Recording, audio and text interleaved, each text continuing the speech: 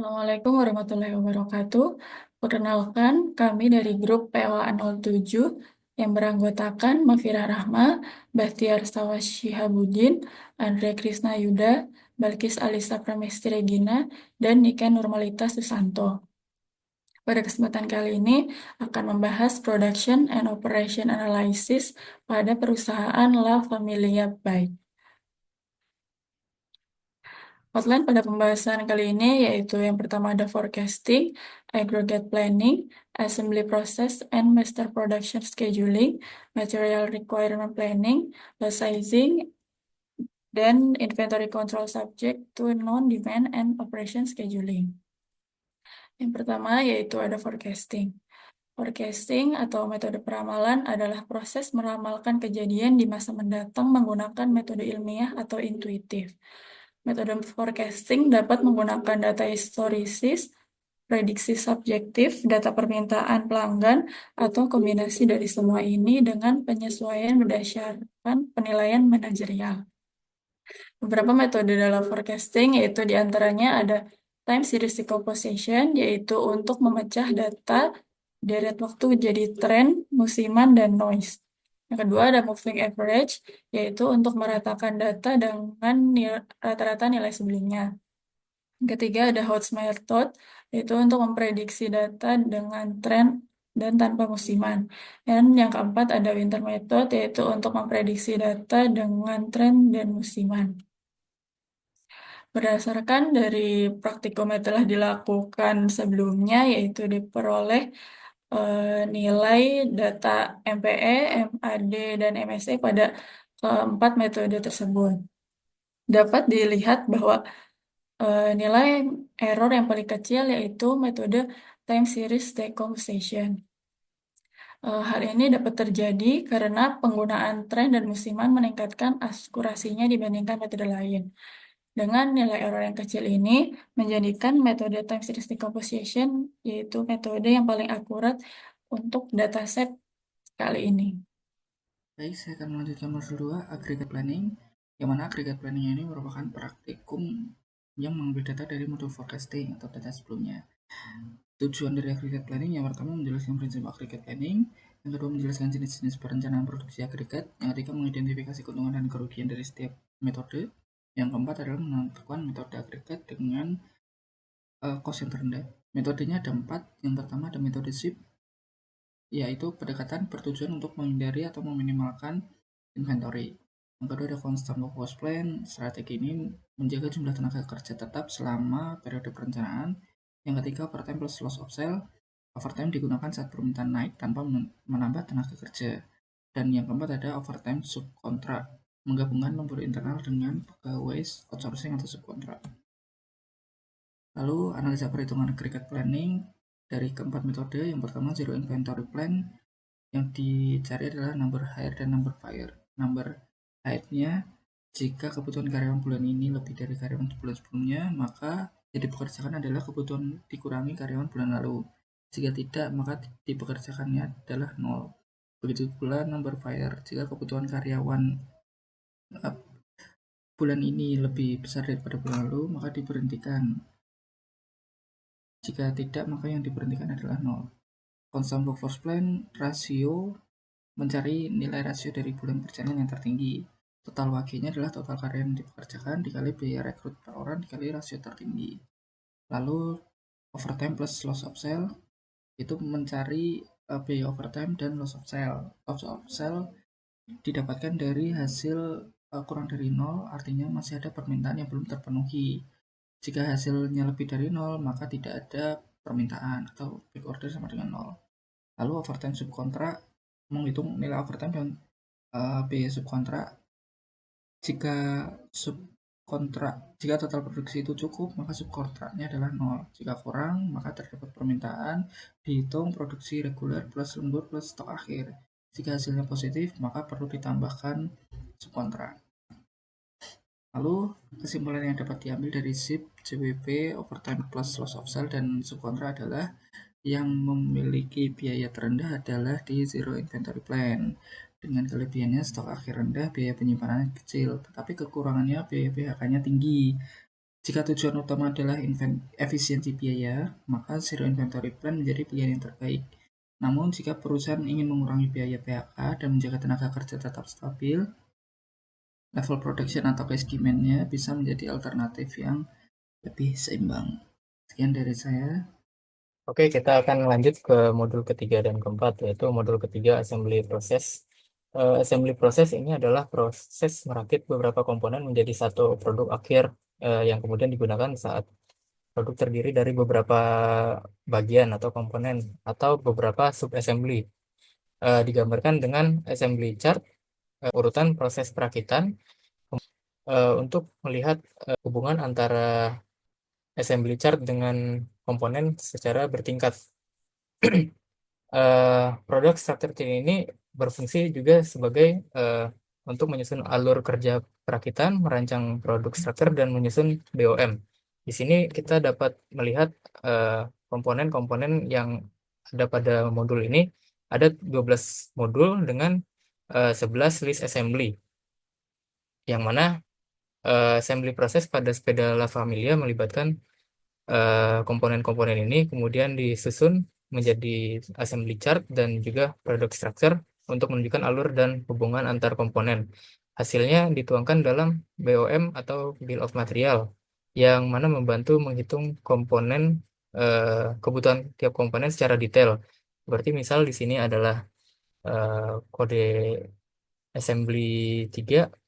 Assembly 3 ini ada di level 1 yang mana dia digabungkan dari beberapa sub assembly dan juga beberapa komponen. Di sini assembly 3 ini mau dibutuhkan sebanyak satu piece. Keseluruhan proses ini mendukung efisiensi produksi untuk menghindari kekurangan stok juga dan memastikan alur kerja yang sistematis. Kemudian dilanjut di modul keempat. Modul keempat adalah kita akan membahas Master Production Schedule.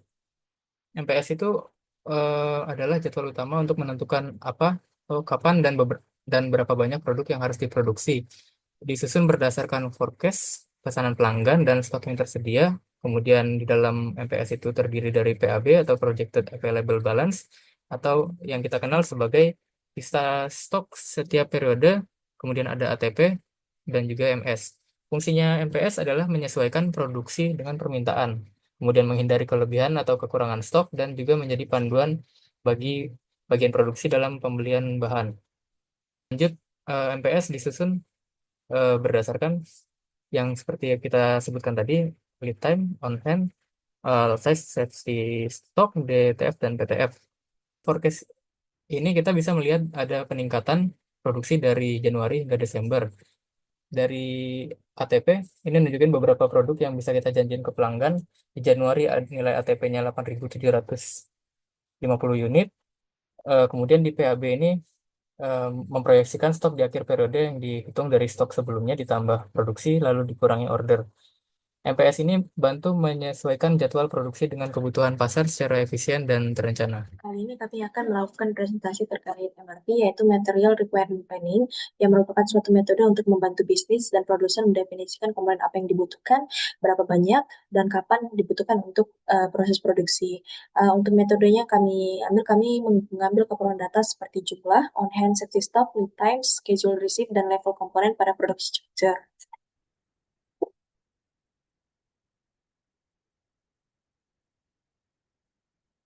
Baik, selanjutnya dari hasil perhitungan dapat dianalisa bahwa PAB2 menunjukkan bahwa kebanyakan komponen yang mempertahankan level perbedaan di atas safety stock, dan beberapa komponen mengalami ketidakstabilan inventory yang signifikan, dan terlihat jelas bahwa tidak ada komponen yang konsisten berada di bawah safety stock dari sebuah komponen perakitan. Selain itu, komponen memiliki level safety stock dengan ukuran lot yang berbeda, di mana safety stock berkisar antara 154 hingga 294, dan sedangkan untuk lot variasi dimulai dari 20 hingga 100. Untuk penentuan lot size terlihat pada data cenderung lebih besar untuk komponen yang digunakan dalam jumlah banyak. Mayoritas komponen memiliki waktu lead time satu periode, di mana lead time yang lebih panjang membutuhkan waktu perencanaan yang lebih lama. Dari perhitungan yang telah kami lakukan, dapatkan kesimpulan bahwa plan order release dihitung melalui penentuan net requirement dengan jumlah pesanan dibulatkan ke atas, sesuai lot size per komponen. Dari hasil analisis, hubungan antara MPS dan MRP adalah sebagai input utama untuk menghitung MRP, di mana MPS mendorong perhitungan kebutuhan material di semua level, dan saat terjadi perubahan pada nilai MPS, maka akan terjadi perubahan pada seluruh perhitungan MRP. Baik, selanjutnya kami masuk ke materi lot sizing di modul 6 dengan menggunakan ada 4 metode, yaitu part period balancing, heuristic silver meal, least unit cost, dan Wagner-Witten. Untuk hasil perhitungan didapatkan analisa bahwa semua metode ini menghasilkan biaya yang sama untuk setiap komponennya. Kemudian untuk perhitungan expected revenue untuk penjualan Yellow Bag tahun 2022 itu sebesar 1.172 miliar, dan didapat biaya yang harus dikeluarkan perusahaan pada tahun 2022 adalah sebesar 210 miliar, di mana biaya profit yang akan dihasilkan adalah sekitar 962 miliar. Oleh sebab itu, didapatkan kesimpulan bahwa tidak adanya perbedaan hasil biaya lot sizing dari keempat metode yang kita gunakan. Namun demikian, kami memilih metode Wagner-Witten sebagai metode yang paling optimal dengan pendekatan teoritis, karena metode inilah yang mempertimbangkan semua kemungkinan untuk seluruh horizon perencanaan. Terima kasih. Baik, selanjutnya akan dilanjutkan oleh saya, Nika Nurmalitasari Susanto, NIM 27023516632. Saya akan langsung membahas tentang hasil analisis dan juga kesimpulan dari perhitungan inventory control subject to non-demand dari La Familia. Oke, berikut hasil perhitungannya. Untuk yang terkecil, kartu Kanban-nya dimiliki oleh komponen saddle dan juga assemble 1 sebanyak 2 kartu Kanban dengan maksimum inventory masing-masing 85 dan juga 58 unit. Lalu untuk yang terbesar dimiliki oleh Spokes dengan kartu Kanban sebanyak 154 kartu dengan maksimum inventory-nya 5.066 unit. Oke, untuk variasi jumlah ini menunjukkan adanya penyesuaian berdasarkan karakteristik permintaan waktu pemrosesan dan pengaturan logistik yang efisien dalam sistem Kanban, sehingga setiap komponen dapat disuplai tepat waktu dengan jumlah yang sesuai dengan proses produksi secara menyeluruh. Oke, dilanjutkan oleh operation scheduling. Kami memakai metode JDS. Ini adalah lampiran dari step 1, step kedua, dan step ketiga, di mana step kedua yaitu penambahan dari 2 mesin, dan step ketiga yaitu penambahan dari 3 mesin. Untuk kesimpulannya, didapatkan untuk idle time terendah itu di urutan mesin ke 53142 yang dimiliki oleh hydraulic hose, kaliper mount bolts, brake pads, rotor, disc, dan juga kaliper. Untuk visualisasi Gantt chart di bawah, didapat penyelesaian satu produk itu 38 menit. Oke, berikut hasil fungsi limit dari untuk schedule para pekerja. Dapat optimal minimum dari pekerja dibutuhkan yaitu 85 orang dengan gaji 5.067.381, didapat total gajinya 430.727.385 rupiah dengan schedule seperti berikut. X menggambarkan untuk liburnya itu di jadwal atau di hari apa. Oke, selanjutnya untuk kapabilitas. Kami memakai 2 skenario, yaitu kapabilitas produksi pada perusahaan La Familia ditentukan berdasarkan perbandingan penggunaan safety stock saat proses produksi dimulai ketika satu produk selesai dengan dimulai saat produksi sebelumnya masih berlangsung.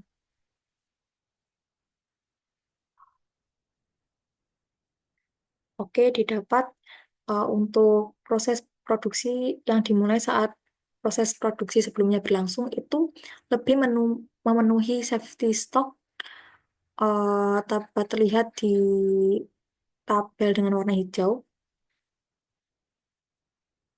di mana kapabilitas proses La Familia Bag menunjukkan proses produksi sebaiknya dilanjutkan selagi proses produksi sebelumnya berlangsung karena dapat menghasilkan 3 unit lebih banyak dan terbukti mampu memenuhi semua jumlah safety stock tahun 2022 yang dibutuhkan jika dibandingkan dengan proses produksi yang dijalankan ketika proses sebelumnya diselesaikan terlebih dahulu.